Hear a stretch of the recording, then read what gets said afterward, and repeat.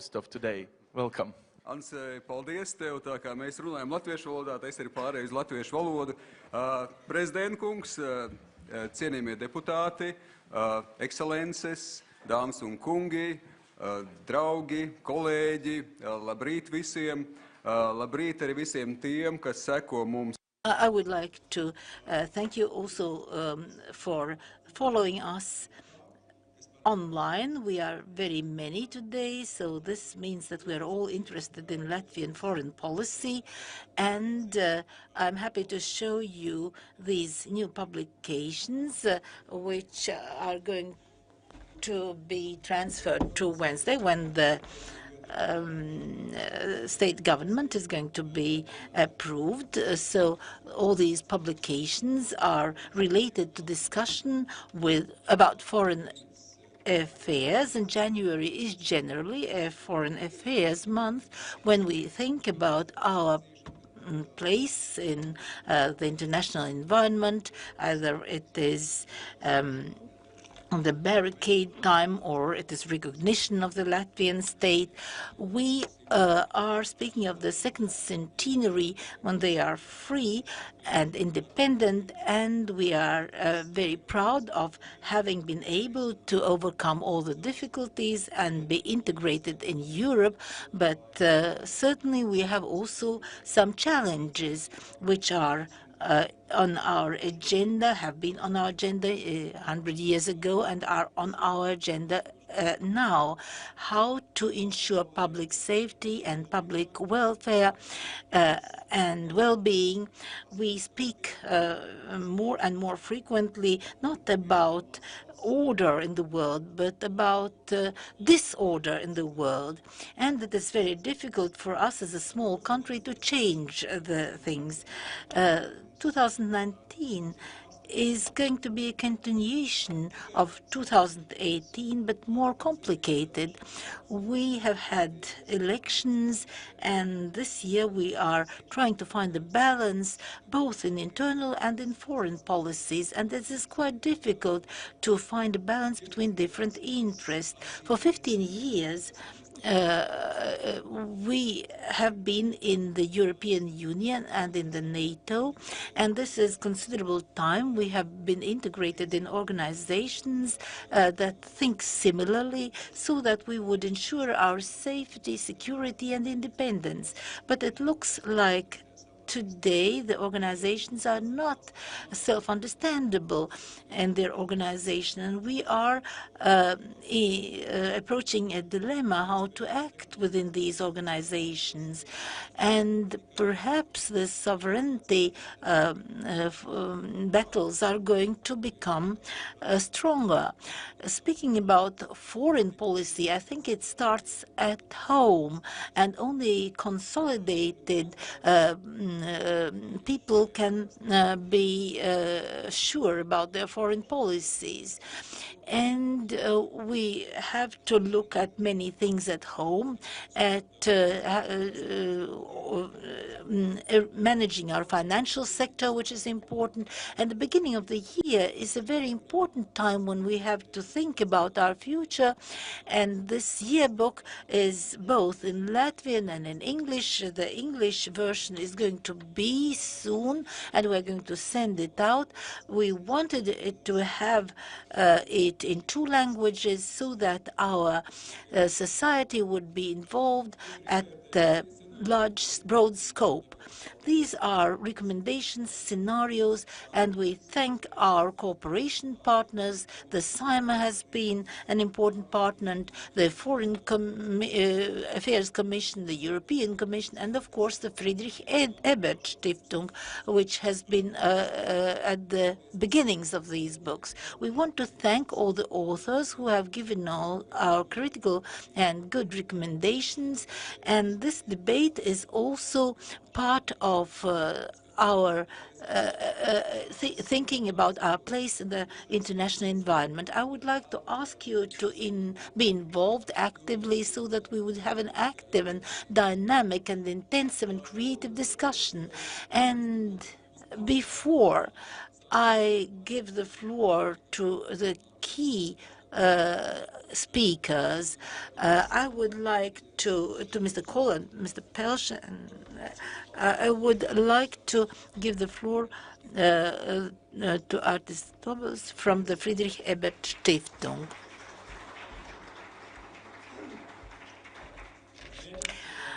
Good morning, dear ladies and gentlemen. Yes, Friedrich Ebert Stiftung is greeting you today.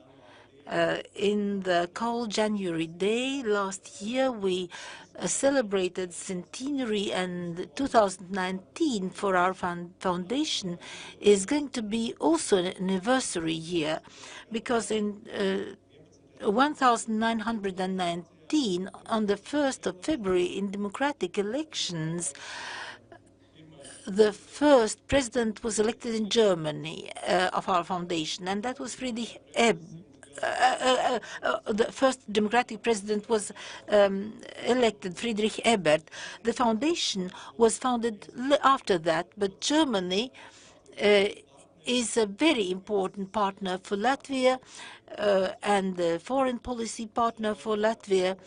And through foundations like the Friedrich Ebert Foundation, partner countries are able to inform people, and we are able to have information for Germany about other countries like Latvia. And we are happy that we are seeing that Latvia is being involved in different organizations that strengthen its security. And I would like to wish you today a very interesting presentation from the authors, active discussions, and rich information, so that everything would go successfully for Latvia. I would like to thank the Friedrich Ebert Stiftung. It is an important cooperation partner for our growth. We hope to continue cooperation with them. And now I would like to give the floor to Richard Kohl, who is head of the Foreign Affairs Committee of the Parliament. And we also are very happy about his new position. So could you give us something? Could you say something about 2019? Dear President, Excellencies, ladies and gentlemen, thanks, Andre, and also for the team of Andres in the Foreign Policy Institute, who have been constantly and systematically analyzed Latvian foreign policy, what we have done and what we still have to do to represent its national interests internationally. And this seminar that we have today, let us call it a seminar or opening of a book, we always know that the debate of the foreign policy of the parliament take place a couple of days after, and this is our event that precedes the debate in the parliament.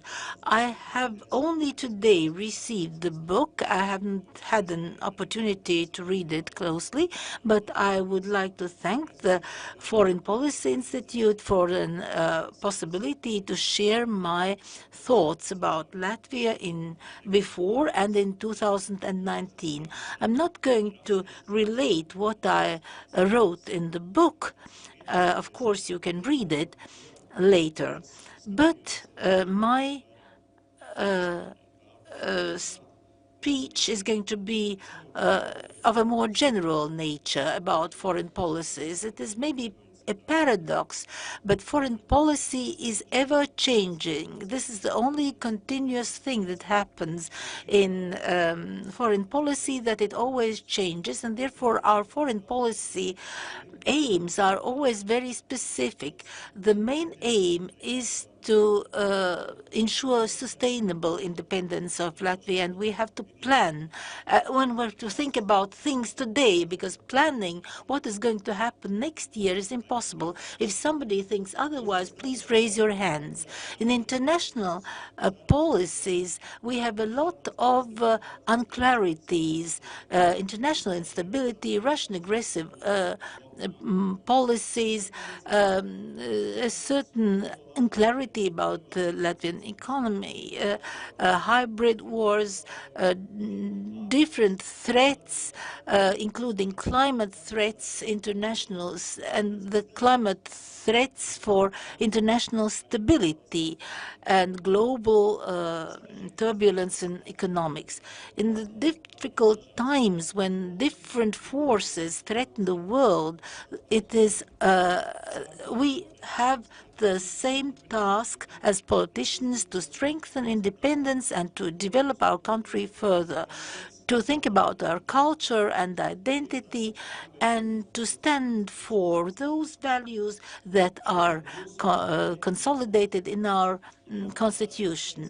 We have to think about Europe, which is secure and stable, where every nation is honored and every individual is honored, that Europe would be strong in these turbulent times, that every person would know in Great Britain what is going to happen if, in case Brexit happens, because nobody really knows what is going to happen on the 29th or the 31st of March. We don't really know which date it is going to be and what is going to happen. So we have to think about our state, or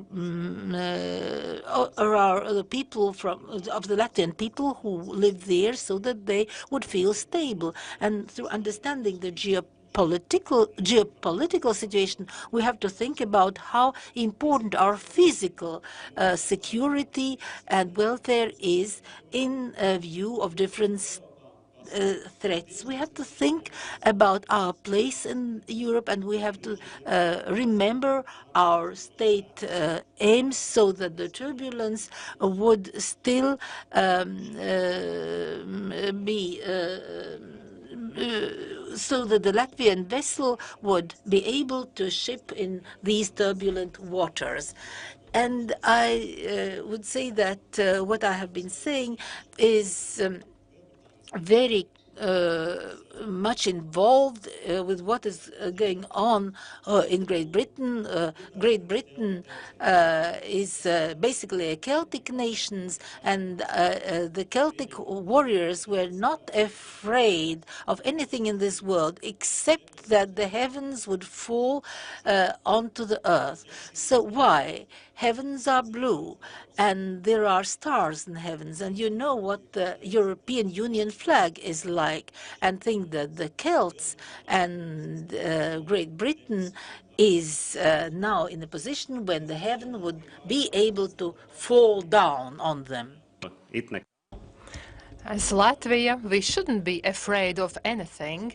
Only we can be afraid that sky might fall on our heads somewhere in the future. But I believe that all of us will do everything possible so that it doesn't happen.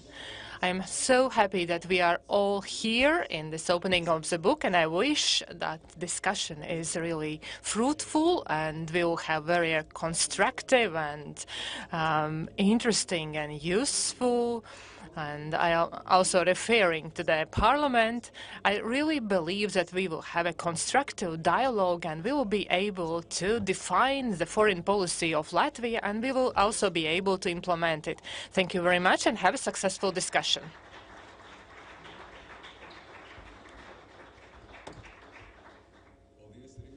Thank you very much to Richard and Mr. Kohl for his creative and also his approach about heaven, about sky. Yes, when we look at the sky, we can see the stars, and we hope that nothing falls onto our heads. But we have to be ready and prepared for all scenarios. And also, thank you for your call to have a constructive dialogue. This is very useful. All the partners in the society, also when we are forming the government nowadays, we really want to have a stable government, and we want to strive for stars. And also thanks to the European Affairs Commission and Foreign Affairs Commission, thank you for cooperation. I can also see Mr. Ojārs Kalniņš also. His article is in our book. So we have articles by 4 leaders or 4 heads of the commissions in our book, 2 former heads and 2 nowadays heads. So thank you, Richard. And now I'm pleased and I'm honored to give the floor to Mr. Andris Pelš, who is the State Secretary of the Ministry of Foreign Affairs.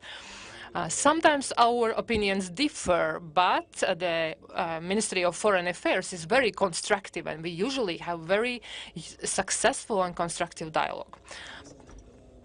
Thank you, Mr. President, Mr. Paul, Mr.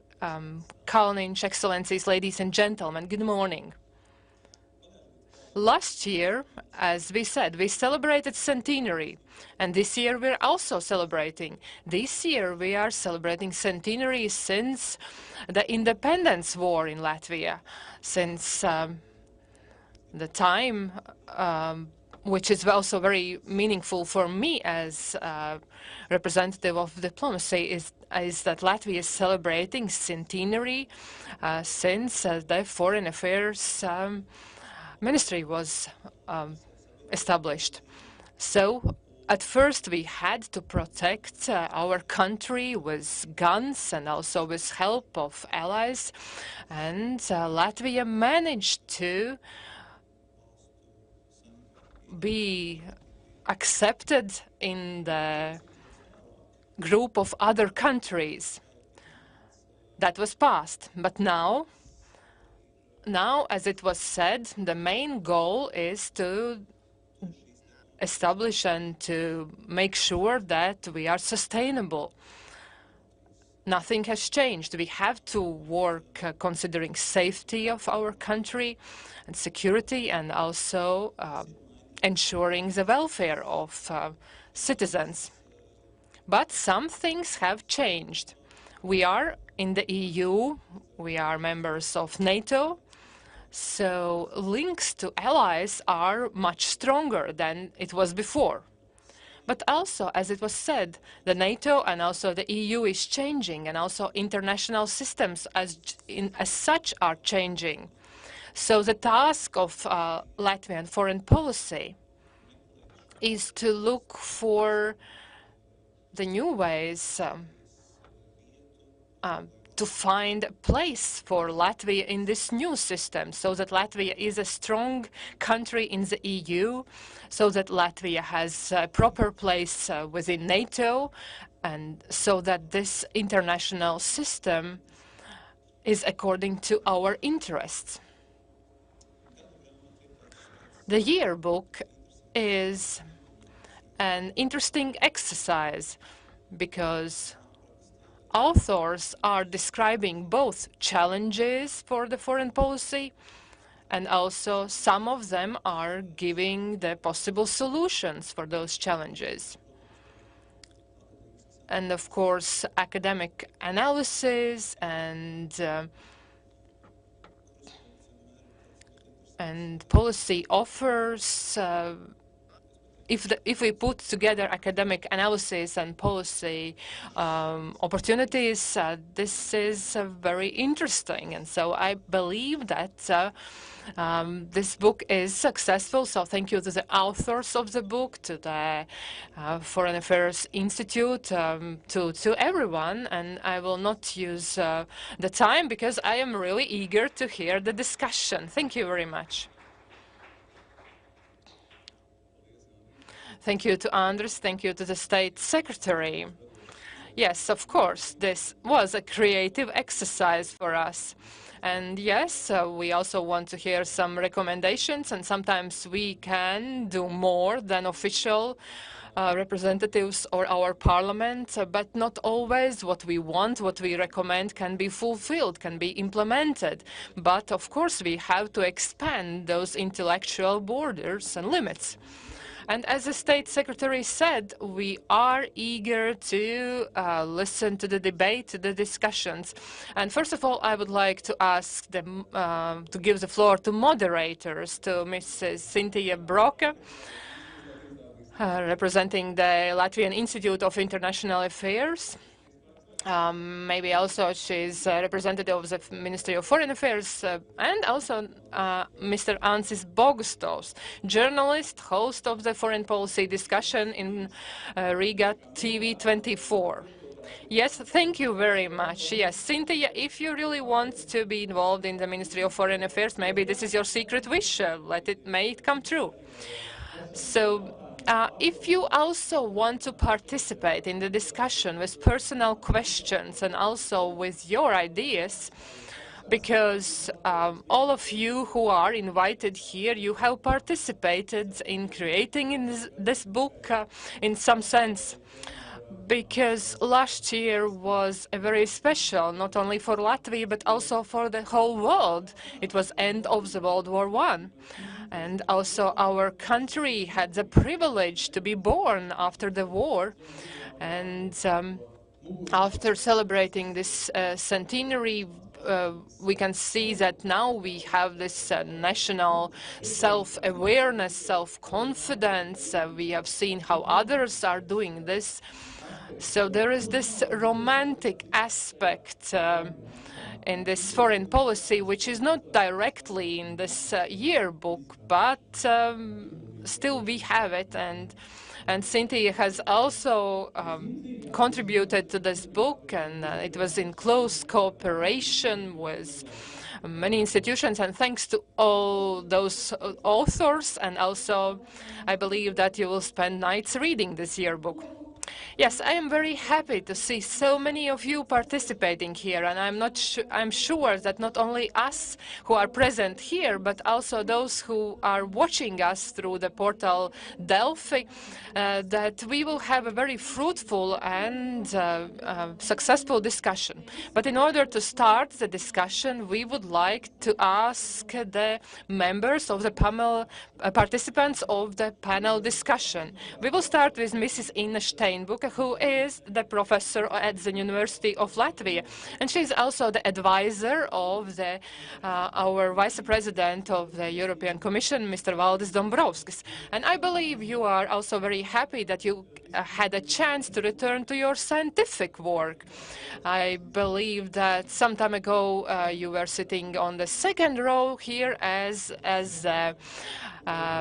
head of the representation of the European Commission, but now you have returned to teaching and research.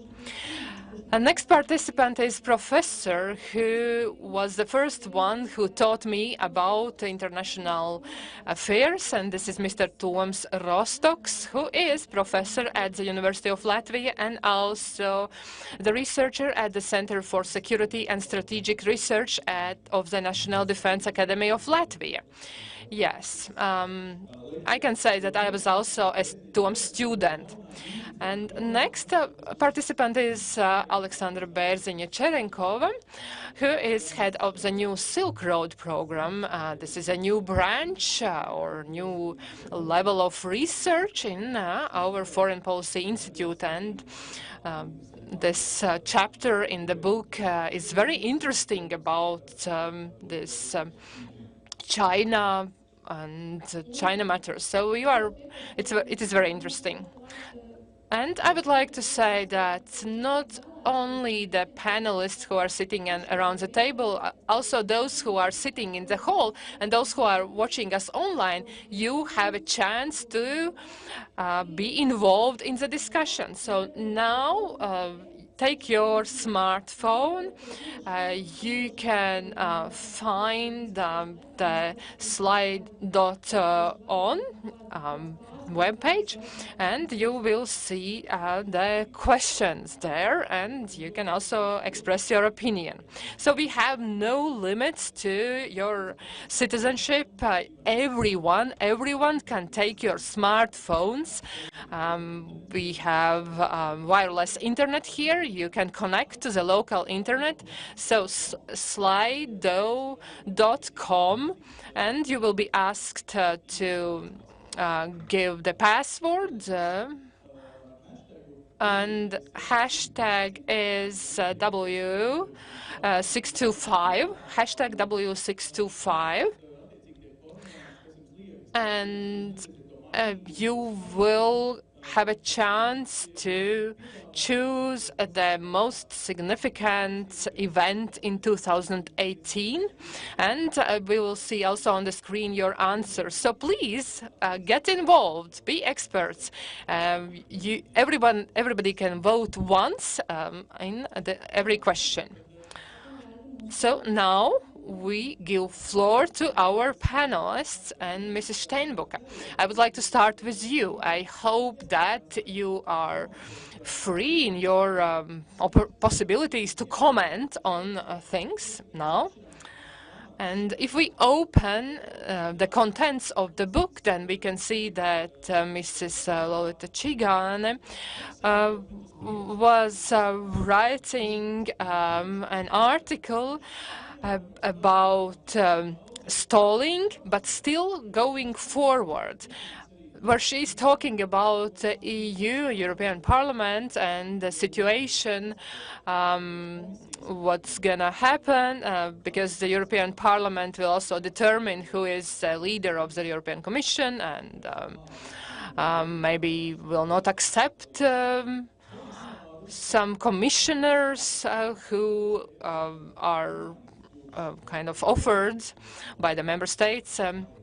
So what is the course of action? What is the direction that Europe is going to? So what about elections? Are they going to be stopping us, or will give us new strength? Thank you. I thank the organizers about this fantastic book and also the invitation to take part in the discussion. Whether I am concerned about European Parliament elections and the next structure that is we're going to have. Yes, I have optimism, but with certain reservations. You were asking about how we are going and how fast we are going. Time goes on, and we can't go back, even if we would like to do so. Therefore, Latvia and Europe and every one of us, we are moving forward. Only the question is where this way leads to. That is a question, but we can ask this question to ourselves and the previous generations. When EU was founded after the war, and at that time it was a peace project, basically, and we have to ask ourselves the question whether, in spite of the foreign policy risks and the international situation, EU is going to maintain the image of a peace project promoter. I think that we can wish it to do so. We would like to think that the project is going to become stronger. Then I also had an opportunity to read the book, and I looked at what questions were tackled in it, speaking about EU and the scenarios, the 5 scenarios that were mentioned also by Richard Kohl. We have different opinions still today in what way we are going to move on, whether we are going to move on at different speeds or at a single speed. And there are many ideas here, and all the scenarios are a very schematic, illustrative character, because life is much more difficult than schemes and complicated. And whatever we want and whatever we think and exchange, life is going to give us a sixth or a seventh scenario, which is going to consist of elements of the other scenarios. But certainly we would like to think that in any scenario, Latvia would be still on stage. And we hope that it is going to happen. The next question that is reviewed in the book is the multinational budget and all the priorities, and many of the priorities of the European Parliament and the Commission is going to be reflected in the budget. Anyway, budget is going to be the means that is going to help implement the priorities. We here in Latvia, we look at what is and what is not convenient for us. We also should think whether this is good, not only for Latvia, but for Europe, because we are part and parcel of Europe. Certainly, we have to be interested in our own bonuses and priorities and advantages, but we should also think that about other European countries and what they gain from the budget. Also, now in Davos, there is a world leaders meeting, and one of the issues is inequity. Unfortunately, inequity exists also in Europe, inequity in income, inequity between regions, between member states, and the issue has not been, unfortunately, reflected in the book, but the inequity which is becoming stronger in Europe after the economic crisis and has not still been overcome is one of the reasons why European citizens are really grieved. And while populism is on march, I think that the challenge for the European leaders now is to think about decreasing this, reducing this inequity, and we only our budget is very small. We can't do much, but we can work together with the countries. I had only 7 minutes for my speech, but what I would still want to say is about the specific recommendations of EU to all member states. I think that we look at this very formally. We want that everything has been nicely put and stated about us, but we have to change this attitude, because for many years now we hear today that health is a topic of concern, and now we again see that health is a priority, and this is a good thing basically, but whether it is going to succeed now to achieve some visible result, this is only something we can see and hope for in the future and wish our government. Also, the tax reform, we fought a lot, we have fought a big battle for Europe to change its wording. But how things are said basically doesn't change them. And we see that it is important to remember about the key word of EU, and that is inequity. We cannot do much here by ourselves, but Europe has to. So this is shortly what I wanted to say in my keynote speech, and I am also I would like to listen to what other people said. And you have 6 votes. Most people say that Brexit is the first and the biggest activity, then the biggest topic in Europe, then Russian activities in the sea, and then there are some other options that have been stated. But what would you vote for if you could reveal it? I would vote that Brexit is the biggest topic. Thank you for asking. Brexit has been described, and authors have spoken about this problem in the book. These are a lot of questions. We would like to have this entropy, this unclarity around Brexit to end. We have to understand what is the Europe where we live, how things have been arranged, whether they have been well arranged with the United Kingdom or not. Hopefully we are going to find out about it soon, but there is still a lot of unclarity around it. The question is whether the remaining 27 member states will be able to retain the solidarity that we have been speaking about. And it seems that over big questions we can agree.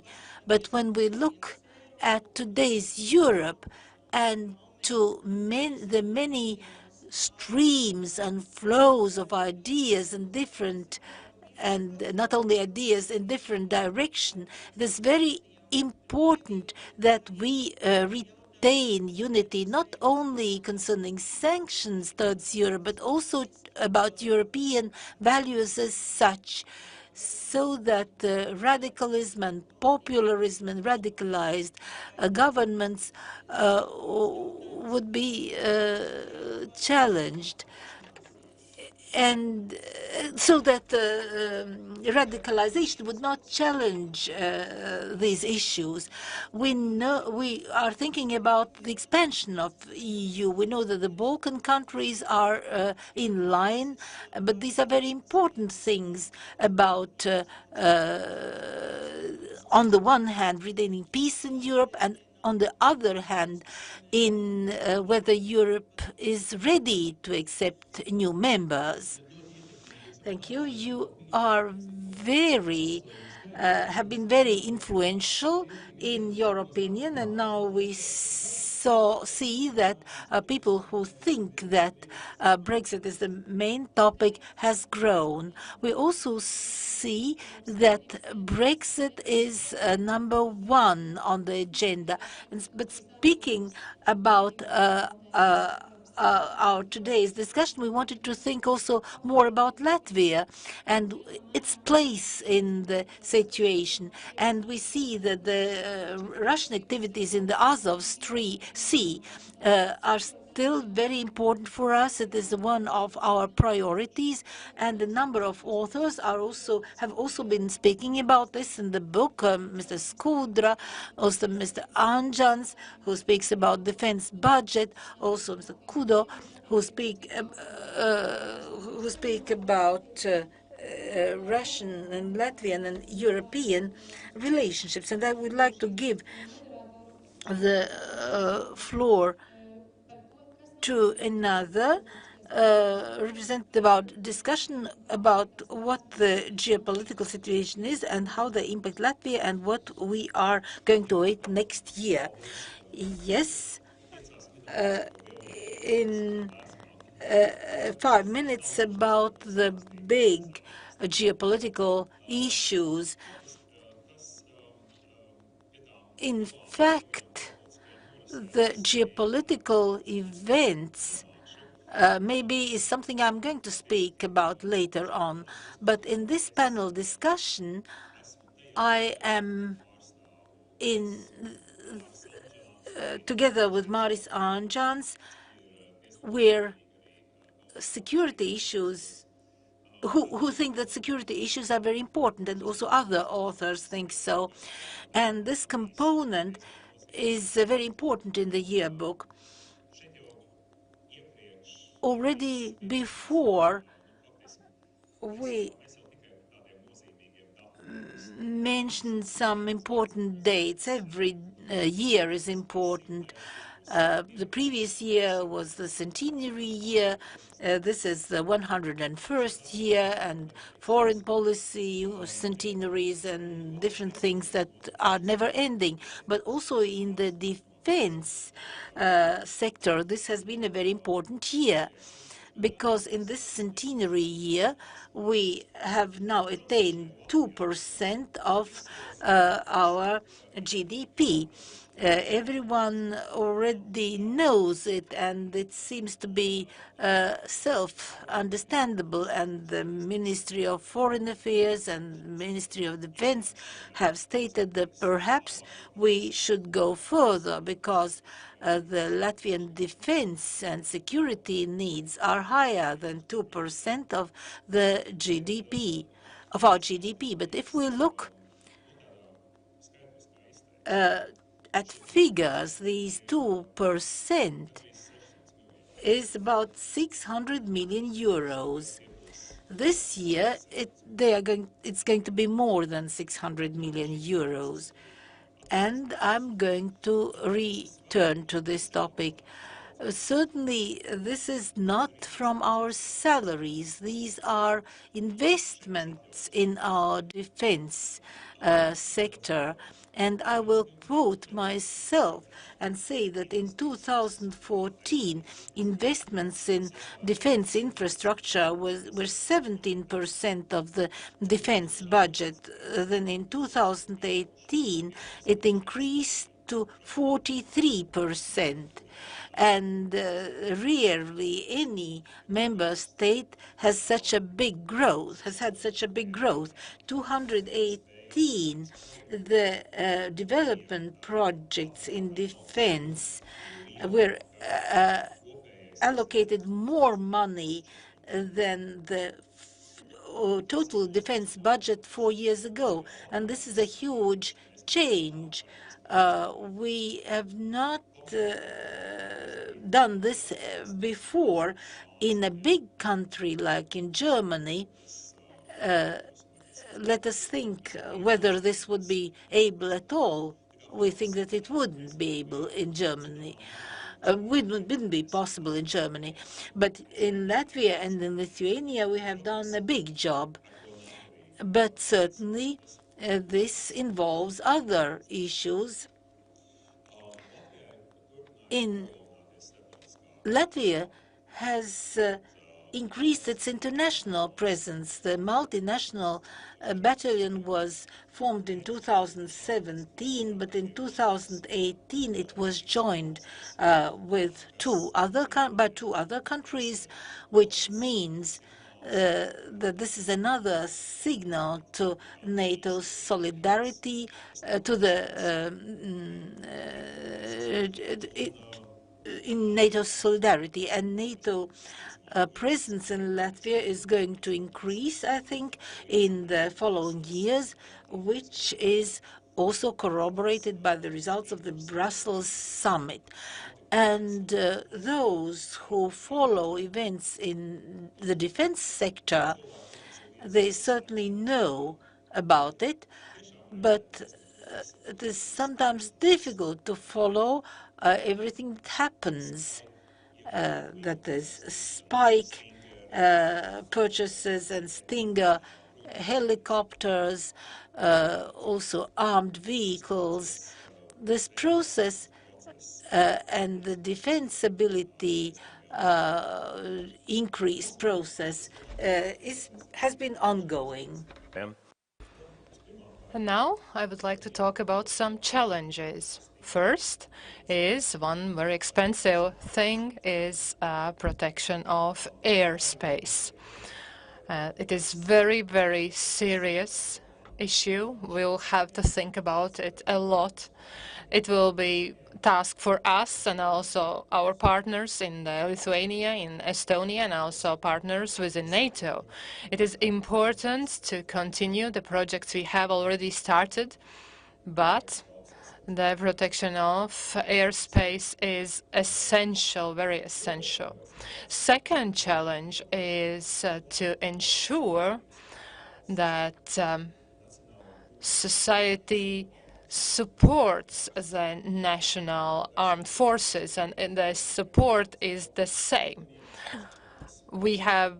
We are spending more money in the defense, and when we look at the news articles about defense area, what do we read? We read that there is problems with procurement process, some kind of night vision devices are lost. This is what we read on the mass media, and we need to think about it. We know that trust in the defense is higher as trust in the state management as such.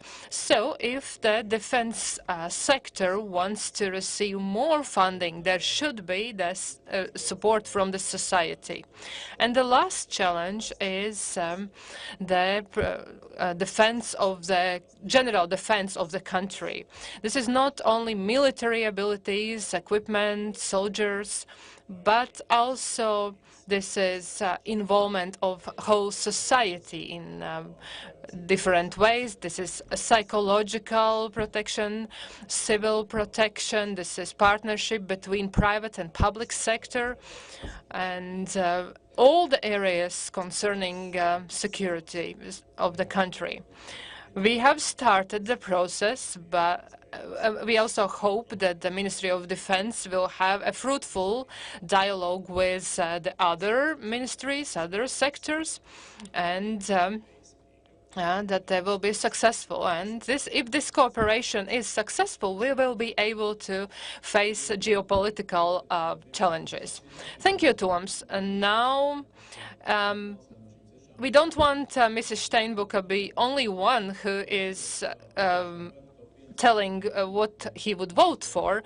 So therefore, I want also ask you, which was the most significant event last year in Latvia, which influenced foreign policy? Yes. Yes, you are thinking. It's good. It's good. I would say that globally, if we look globally, the most important event is that the U.S. Left Iran nuclear agreement globally, but I believe that those events reflect also our priorities of our foreign policy and our interests. Just a reminder that the world is also outside Europe. There is the war in Yemen and many other things going on. So the world is not only Europe. Yes, thank you for this comparison. We could say that we are a small region living quite well. Yeah.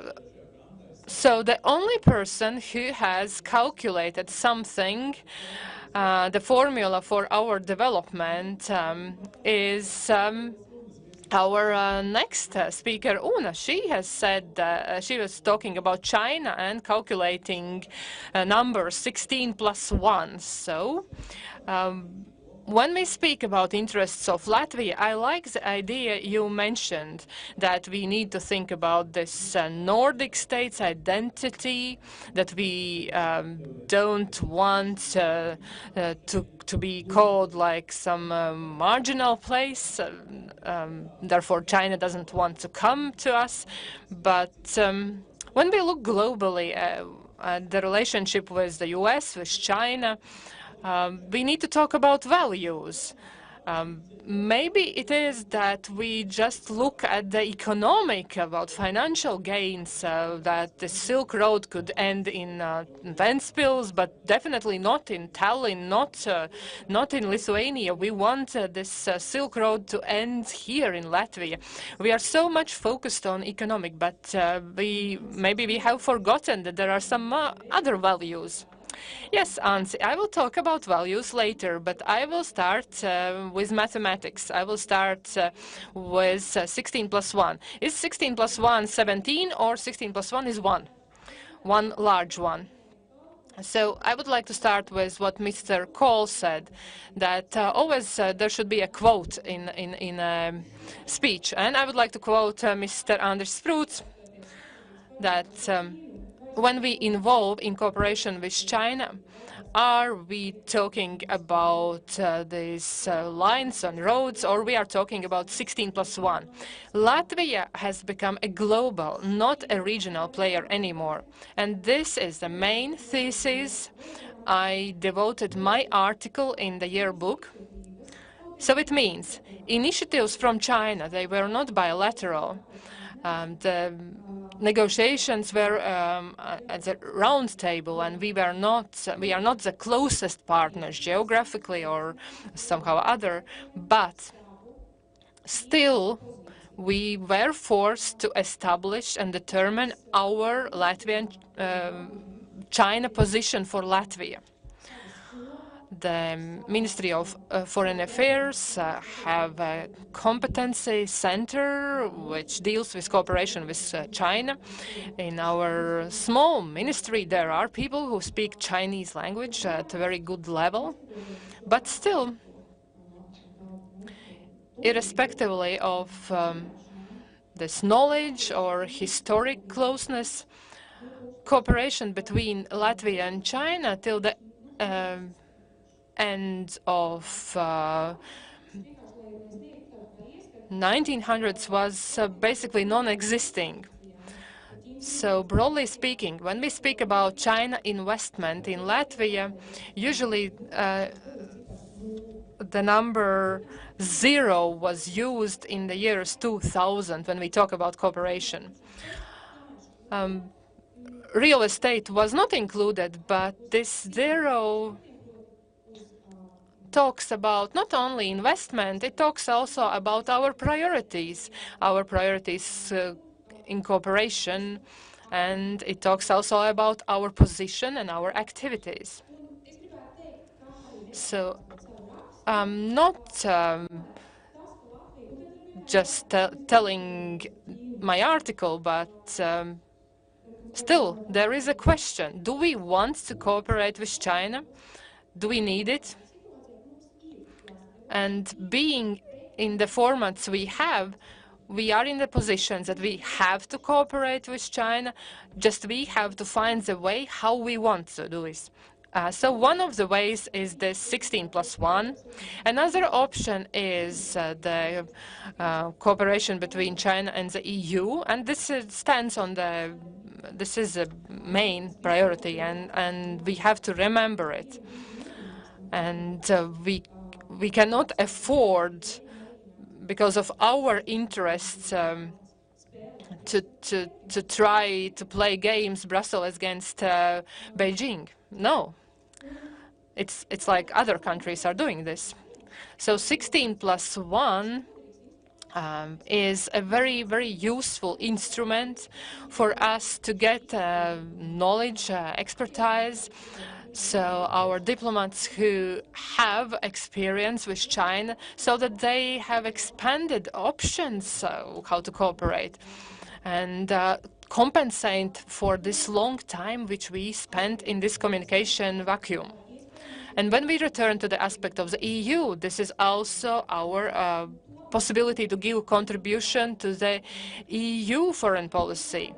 As academics, we can feel that at the level of the EU, the voice of Latvia and Baltic states, they are listening to us. So we are gaining more and more influence. Another advantage for the nearest future is that it also gives us more visibility, and it can give us also motivation to develop a national China strategy. This is what we need to think about it. I must say that Brussels is a safety, like insurance for safety, and Belarus doesn't have it.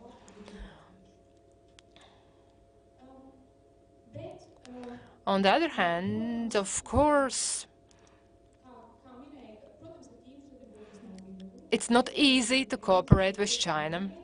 And touching upon the topic you mentioned, One of my colleagues, professor of the Chengha University, in one conference, he gave emotional speech, and he said that China policy is so multifaceted that everybody can find their favorite problem in that, so everybody can find their favorite issue. So we are talking about Muslim population, for example, and their position in China. Or Latvia's favorite issue is related to 1992 consensus development in the future. The issue about understanding of whole or united China. We can see also end of the last year and beginning of this year that Tsai Ing-wen, for example, announced that they don't agree to this consensus and have never agreed to this one, and so it can be a challenge, and it could be a favorite issue of Latvia, because this polarization between Beijing and Taipei about interpretation of this consensus is not good news for us, because both sides will not try to hold on to the status quo, which we lived on all the time, where there is a constructive dialogue. We are not talking about contradictions. And Latvia has the same position as the EU about United China and about China policy. But China possibly appealing on the stability of international system and also referring to the position of EU will try to involve us in these negotiations at a different level. And the Taipei also will speak about their rights, and they will try to get us on their side. Of course, when we speak about Asia, it's not only China.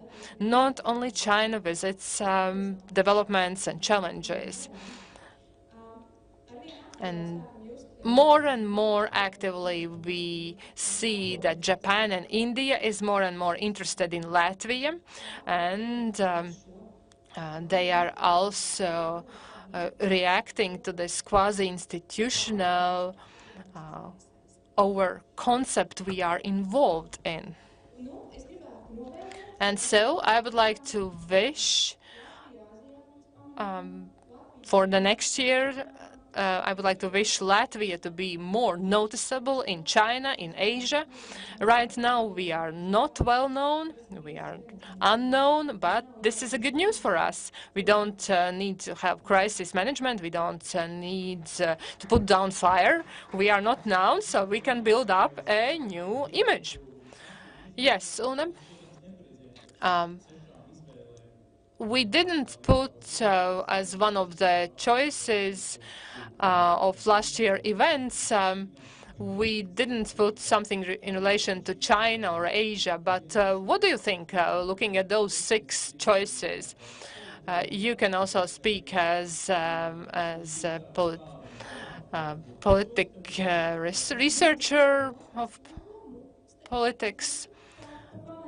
Yes, if I speak about role of Latvia, can I change a question? If we talk what is very important in Latvia, not about role of Latvia, then for Latvia the most important is what happens in Russia. So in relation to Putin and Azov Sea, I cannot answer about role of Latvia. Okay, thank you. Thank you very much. We can see your focus.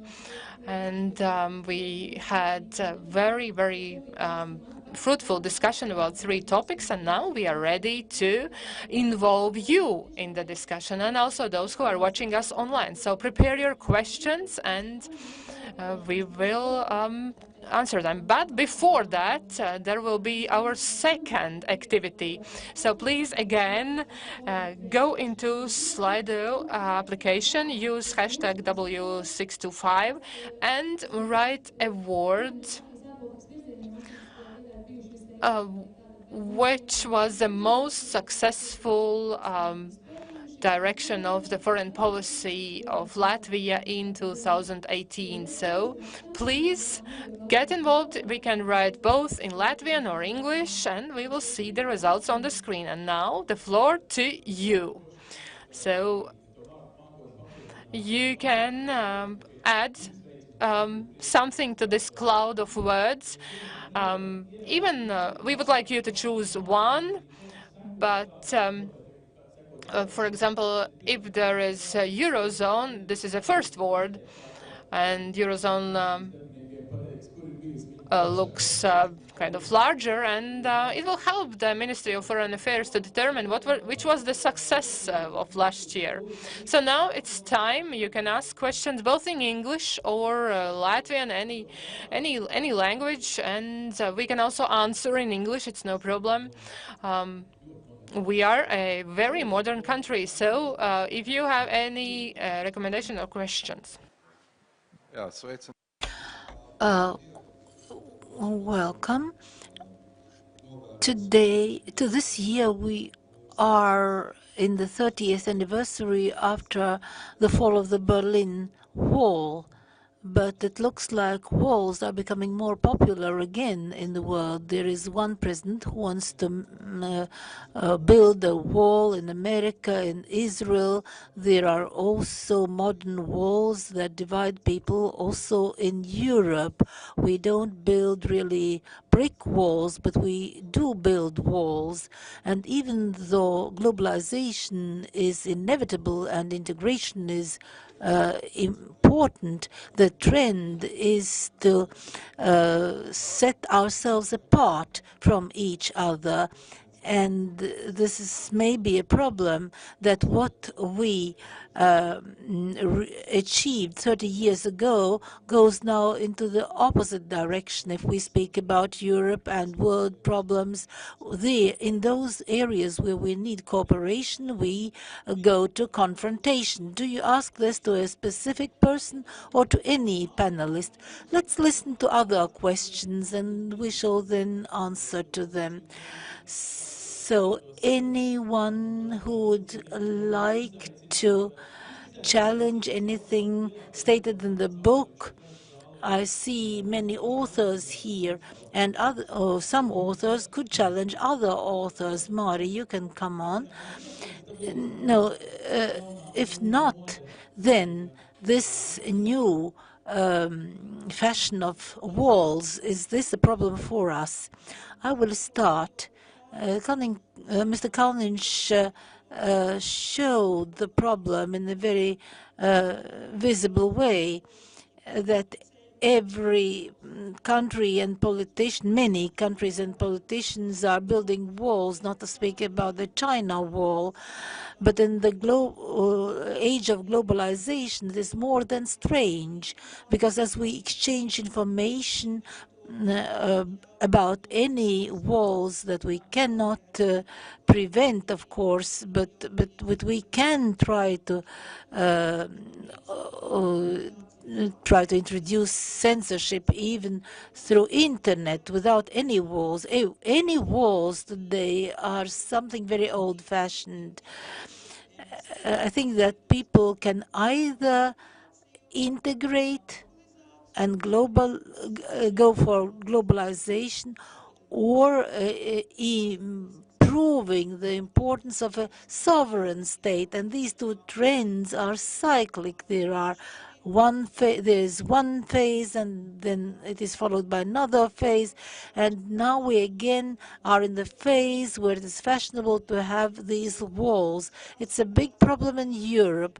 And the question is whether the new European Parliament and the European Commission and the new governments in member states, whether they are going to go for the walls or against the walls. This is an open question.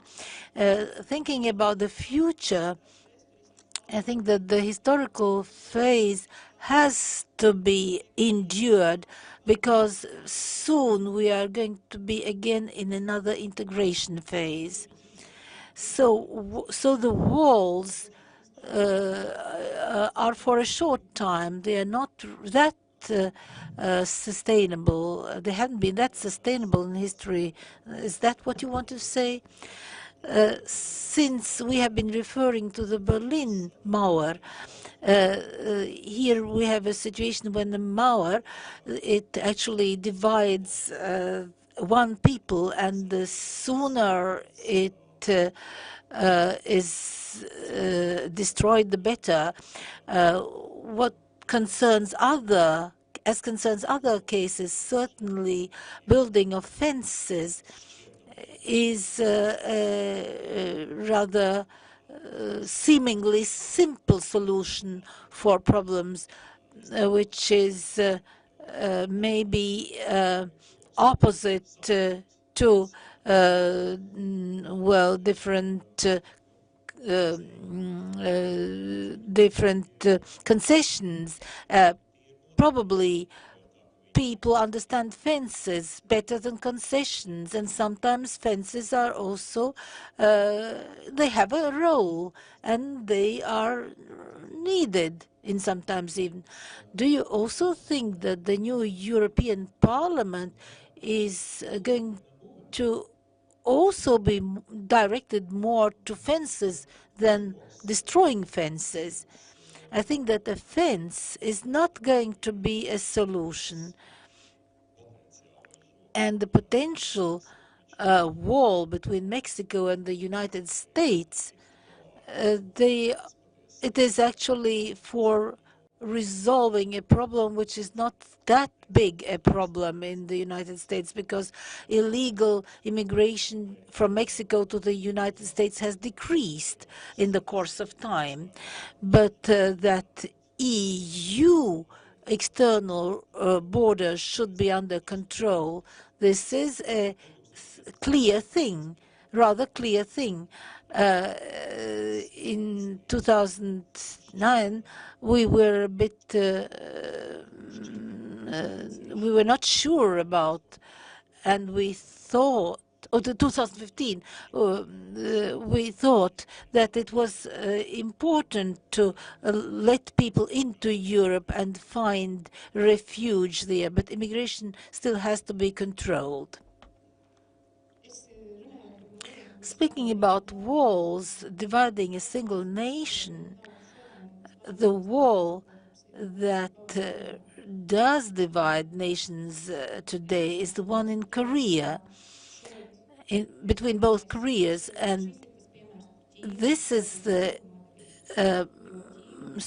example where China is very important, because China is the only player who can change the situation significantly. Hopefully, China's influence to North Korean government is going to, if not destroy the wall, but make it more transparent, to destroy a bit, yes, step by step, or to make it lower, maybe.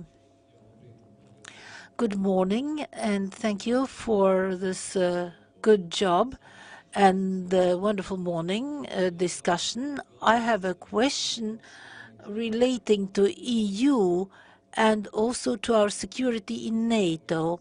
If we look at NATO, security concerning as in relation to NATO, when we speak about NATO, we think that this is important for our security, but what we do and what we don't do in NATO, it also affects our place in the EU. It is also about growth and competitiveness, but we know that in the last time we have had a lot of initiatives relating to defense in Europe.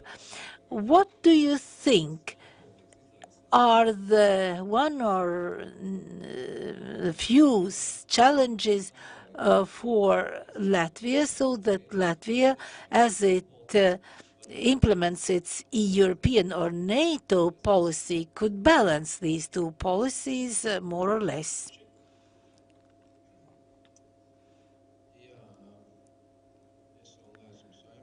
I am not in the parliament, but next year I will be, probably. member of the parliament, the Latvian parliament. I have a provocative question, because I'm not a member of the Latvian parliament. We all know about what is going on in America and how this loop goes tighter around the American president. And this is not about Trump wishing the 2%. He doesn't want NATO as such. So the question about Putin's and NATO's meeting, Putin's and Trump's meeting might be the most important question for us. So if United States will not be part of NATO, then who are going to be the soldiers of NATO? If the United States doesn't want to be a superpower anymore because NATO is a big burden to it, then what do we have? What remains? Russia and China. How do you see it? And this is about China. We all know that we have many voices speaking that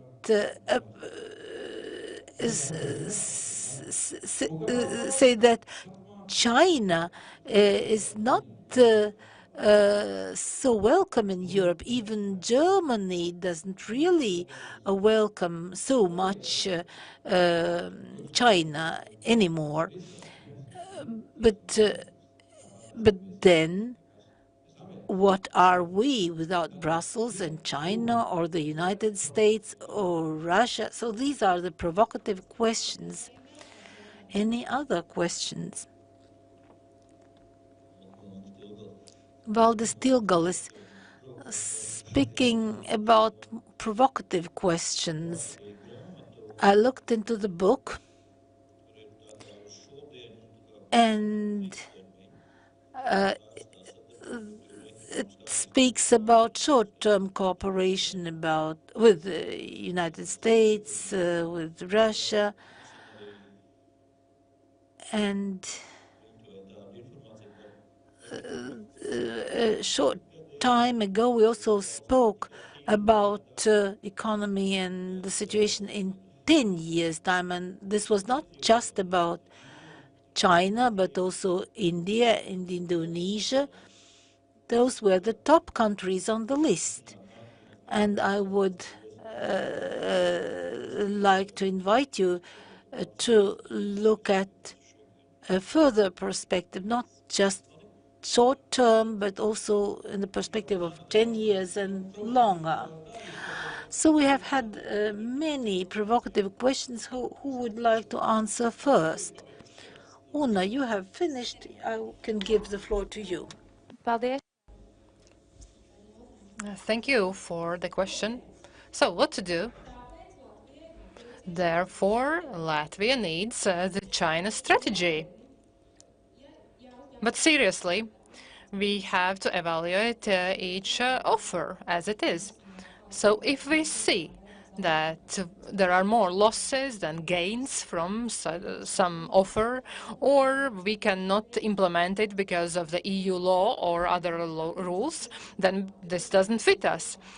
In the beginning of 16+1, when China came with infrastructure loan offer, requiring guarantees from the state, we answered that we cannot offer it. So China changed its offer and it reformulated the planned or envisaged role of the Baltic states in its policy, more looking at the transport.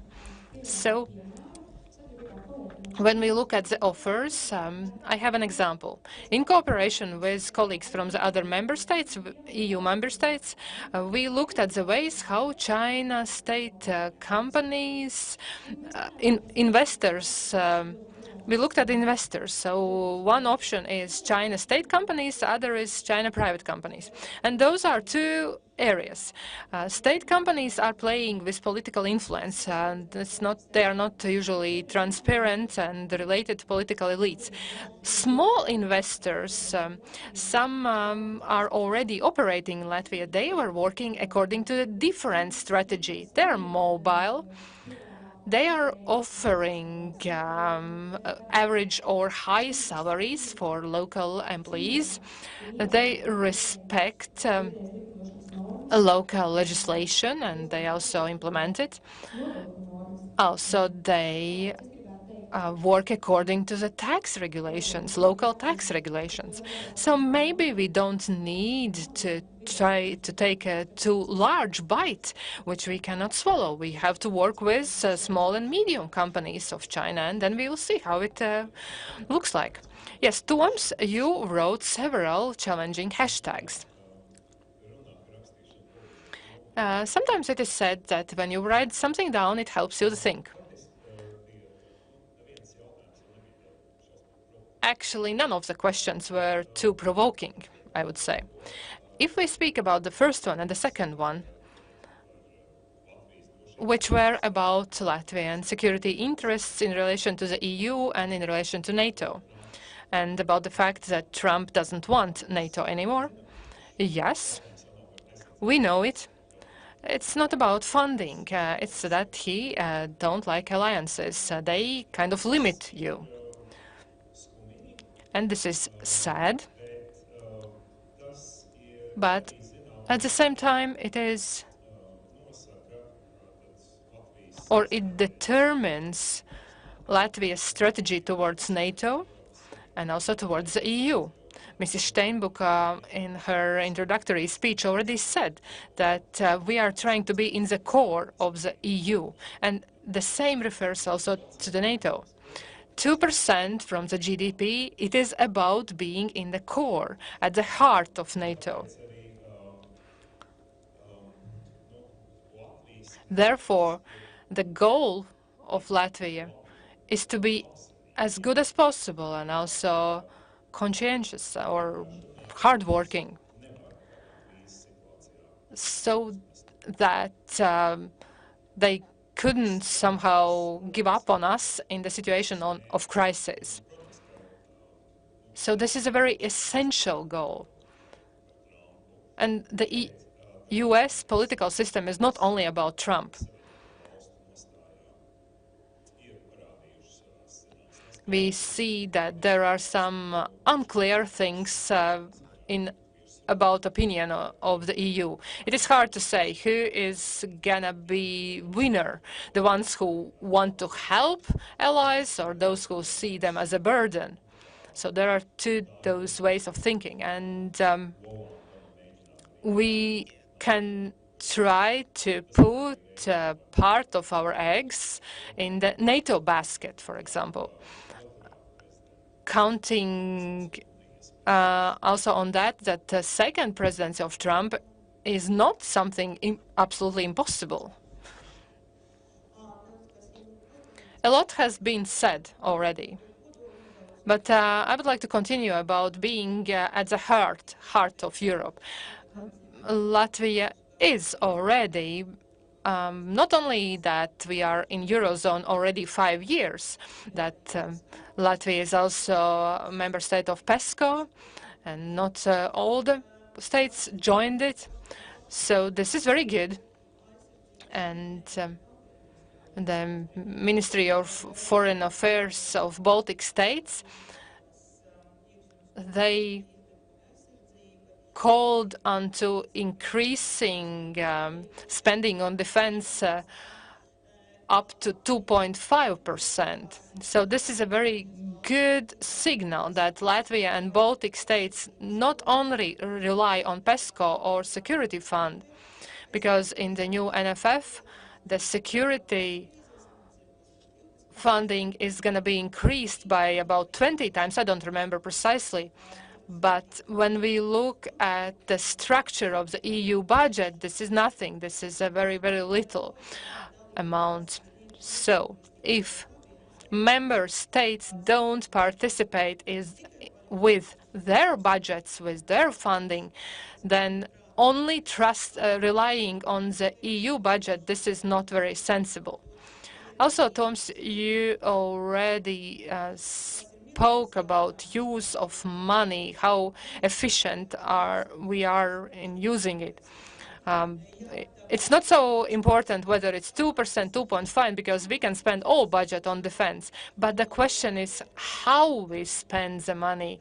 What do we spend it on, and what do we get back? And it is very important how responsible we are for our decisions, how we can add to the EU budget with our investment.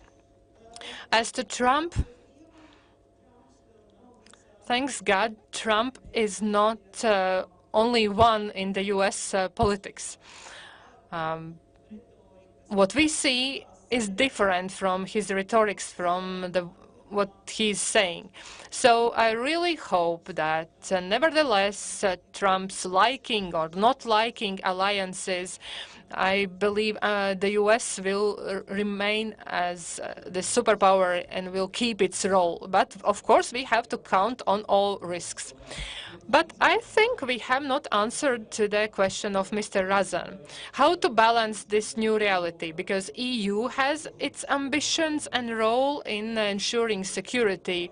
So not to shoot in your own leg, and also to be smart, because we have to count on the budget is as it is, and so on. Yes, of course, the EU provoked the US by saying that now we will need our own army, and not only security fund, but also general coordination. And to this, we can also have a reaction. So here we are looking at the global policy and at attempts to balance interests, trying to show that the EU is not a player you don't you kind of don't consider. But NATO and the EU and the member states have to show their willingness to participate in this defense policy. So let us calm down, Mr. Razan. Have we balanced this process? Are we in this core of this initiative, in this new European military ambition? Have we balanced enough? Have we done it nicely, honestly? Everything is fine? Yes, I believe so far, yes, but our future hopes are on Mr. Razan. Do you want to say something? You accept the challenge. My question was very simple. I'm just looking at the different roads in Latvia. I used to drive a lot, and I remember what General Baronj said in Riga conference. He said that quality of roads influence the abilities of defense. So this was a question about budget, and the same also about balance. Yes, so this quote that foreign policy starts at home, this also refers to this. You have a question, Mr. Datlers. End of the year, this is kind of a point where we always have to think about the strategy. Do you feel the Latvia's foreign strategy, and do you feel the European, the EU foreign strategy? And you, my question goes to you, do you feel it?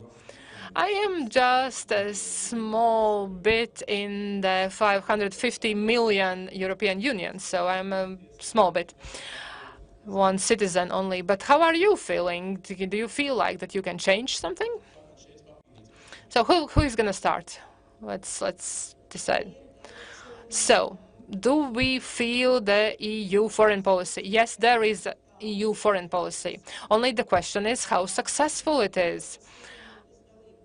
How many EU member states are complying with implementation of this policy, because EU is not a country, this is alliance, this is a union. So in the future, what determines whether this policy is successful or not? It depends what way the EU takes, whether the way of integration, or disintegration. It refers to all questions, also to the foreign policy. If it's disintegration, then this policy is gonna more be like rhetorics, less works. Thank you to the experts. Thank you to the participants. Do we have any more questions? We see that foreign policy and all these issues are very, very complicated issues. And when we look at the cloud of words, we can see NATO, security, Latvia, role of Latvia. This was the most successful direction or way in the foreign policy. And the last concluding question is, please evaluate in which area in 2019 the foreign policy makers have to pay the most attention to. So what is the most important topic for foreign policy in 2019? And now the last question, Svineta. Thank you for this interesting discussion, Vineta Kleinberg, the researcher of the foreign policy in the Foreign Policy Institute. I wanted to ask about the UK, not Brexit. Let's assume that UK exits the EU. And in this context, Latvia has always been a significant partner in making decisions. The UK has always defended Latvia, also in relation to Russia, about strict sanctions, and also NATO. So now, many member states of the EU are looking for their new place at the table. For example, the Netherlands are joining together other countries from the Hanseatic League. Also, Poland is looking for its place, and they are trying to establish this 3 Cs initiative. Germany and France are also going together. So where do you see the place of Latvia in the making decisions in the EU when UK leaves the EU? Mrs. Steinbucker, perhaps? You see, Latvia is such a small country that it has to be everywhere, but there are priorities. We are still an EU member state, and we cannot forget about it. The European Union has its own alliances or states that are thinking similarly. For us, it is the Hanseatic states and also our closer neighbors in EU, Scandinavian partners, Germany. Those countries are, I think, are closer to us than Greece, Spain, or Portugal.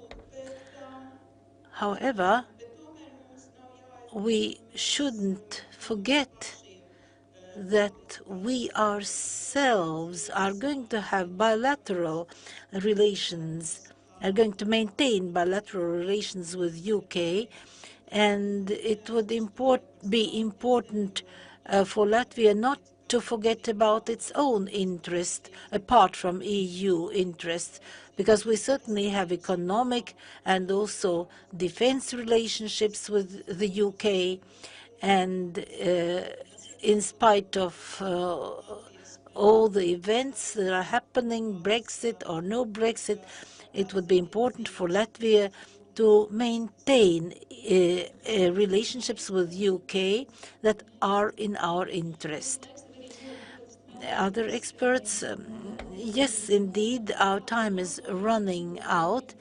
And if we look to our word cloud, we see the defense issues, NATO, relationship with the Russians, MMF and the European Union, and Baltic states and their relationship in the NATO context or in other contexts is one more issue that we are interested in when looking into 2019. Can I ask a question? I would like to ask a question to Mr. President.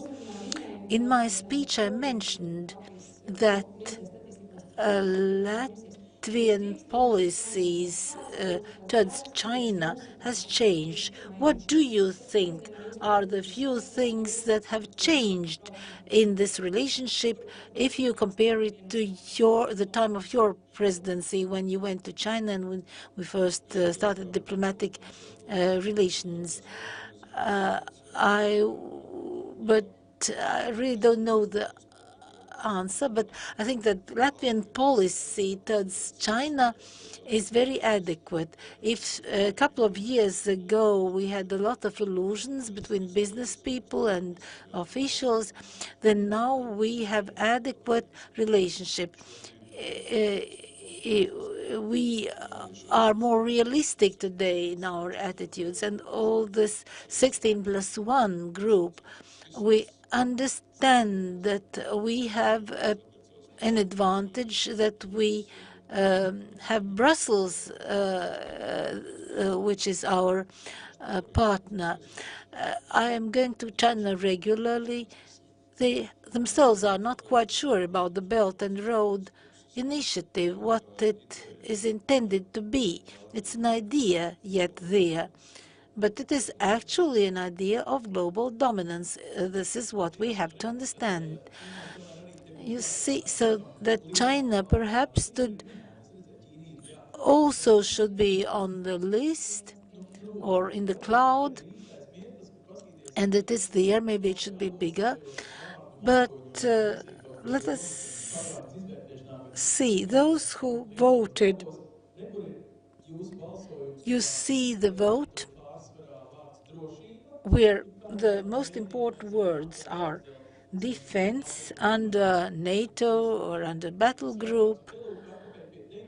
And if we look at 2019, then the crystal ball that we look is values to retain our European and NATO values also in relationship to our relations with China. Thanks. Well, I would like to thank Cynthia and the speakers about their contribution to our discussion. I will start conclusive speech, my conclusion speech, with expressing my hope that we're not going to have battles for sovereignty in 2019. We hope that we are not going to have to manage crisis as a small country and international challenges. It is a risk, but hopefully we can also add to stability. On the other hand, we also have to think about the challenges. But we think, when we think about long-term things, then and our foreign minister also spoke about our scenarios in the long-term perspective. We have to think as well. So we have to take into account both perspectives, the short-term and the long-term perspective. If we speak about the biggest jobs, then I want to repeat once more that foreign policy starts at home, and we have to start with approving the government tomorrow. Thank you for your support and for your contribution. We thank the speakers and the authors of the book and those who asked questions, those who were here, who listened to us over the internet online, and who exchanged ideas. I hope that this event was one more element as we are thinking about foreign policy and our home tasks, and also the debate that is going to happen on Thursday. Thank you, and I invite you for coffee and maybe some and exchange things in an informal way. So the book is here. It hasn't been published in very many copies, but you have all the authors here today, and you can ask them and inquire about things that might interest you more. Thank you.